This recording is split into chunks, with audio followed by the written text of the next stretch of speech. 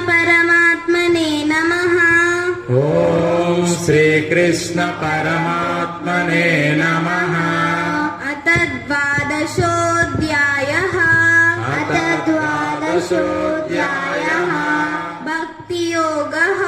भक्तियोगः। अर्जुन उवाच एवं सततयुक्ता ये भक्तास्त्वां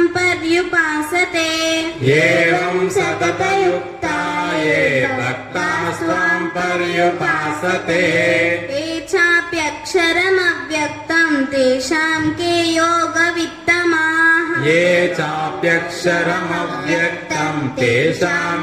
योगवित्तमाः। श्रीभगवानुवाच मय्यावेश्य मनो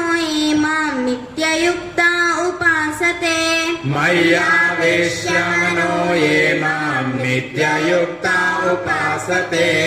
श्रद्धया परयोपेताः ते मे युक्ततमा मताः।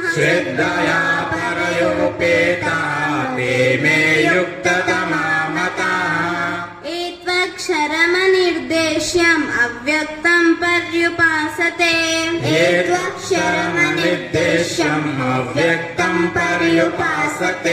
सर्वत्र गमचिन्त्यं च कूटस्थमचलं ध्रुवम्।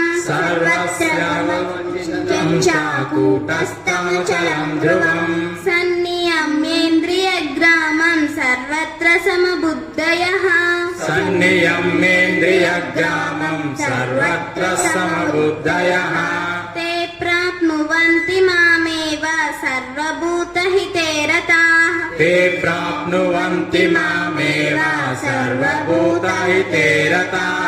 क्लेशोऽधिकतरस्तेषाम्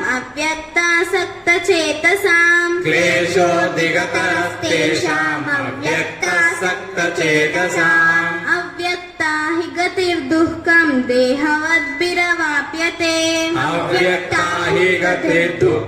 देहवद्भिरवाप्यते।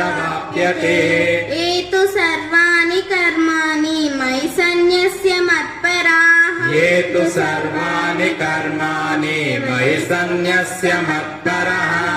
अनन्येनैव योगेन मां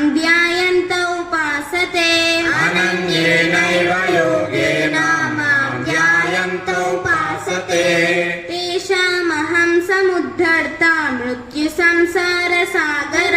तेषामहं समुद्धर्ता मृत्युसंसारसागरात्। भवामि न चिरात् पार्थ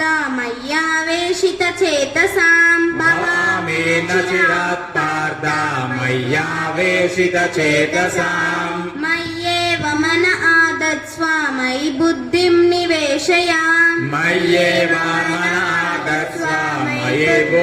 निवेशय। निवसिष्यसि मय्येव अत ऊर्ध्वं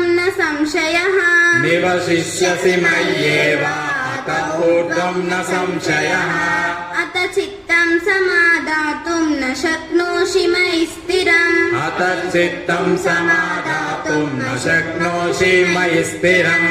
अभ्यासयोगेन ततो मामिच्छाप्तुं धनञ्जय।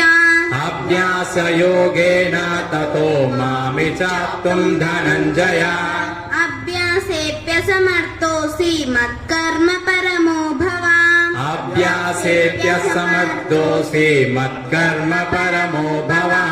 मदर्थमपि कर्माणि कुर्वन् सिद्धिमवाप्स्यसि।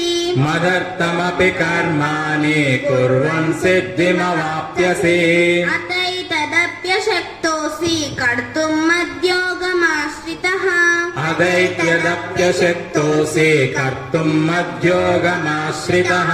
सर्वकर्मफलत्यागं ततः कुरु यतात्मवान्।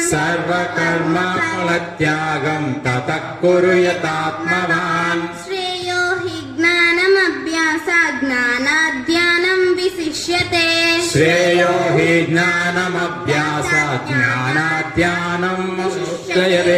ध्यानात् कर्मफलत्यागः त्यागात् शान्तिरनन्तरम्।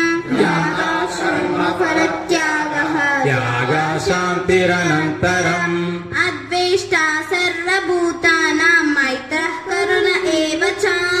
अद्वेष्टान् सर्वभूतानां मैत्रः करुण एव च निर्ममो निरहङ्कारः समदुःखः सुखक्षमी निर्ममो निरहङ्कारः समदुःखः सुखक्षमी सन्तुष्टः सततं योगी यतात्मा दृढनिश्चयः सन्तुष्टः सततं योगी यतात्मा दृढनिश्चयः मय्यर्पितमनो बुद्धिः यो मद्भक्तः स मे प्रियः मय्यर्पिता मनो बुद्धिः यो मद्भक्तः स मे प्रियः यस्मान्नो द्विजते लोको लोकान्नो द्विजते च यः यस्मान्नो द्विजते लोको लोकान्नो द्विजते च यः हर्षामर्षभयोद्वेगैः मुक्तो यस्य च मे प्रियः हर्षामर्षभयोद्वेगैर्मुक्तो यः स च मे प्रियः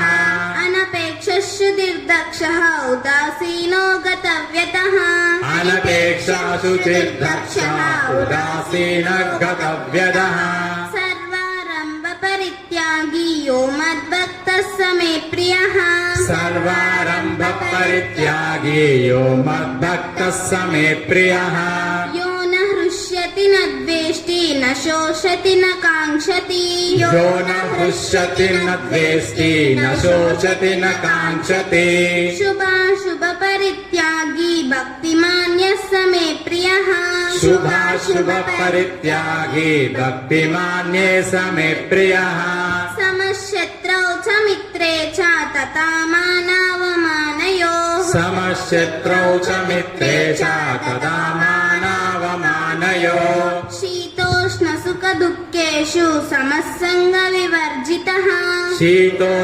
शीतोष्णसुखदुःखेषु समस्सङ्गविवर्जितः तुल्यनिन्दास्तुतिर्मौनी सन्तुष्टो येन केनचित् तुल्यनिन्दास्तुतिर्मौनी सन्तुष्टो येन केनचित् अनिकेतः स्थिरमतिः भक्तिमान् मे प्रियो नरः अनिकेतस्थिरमतिः भक्तिमान् मे प्रियो नरः एतद्धर्म्यामृतमिदं यदोक्तं पर्युपासते ये तु धर्म्यामृतमिदं यदुक्तं पर्युपासते श्रद्धदानामत्परमा भक्तास्तेतीव मे प्रियः श्रद्धदाना मत्परमा भक्तास्त्वेतीव मे प्रियः ॐ तत्सदिति ॐ तत्सदिति श्रीमद्भगवद्गीतासु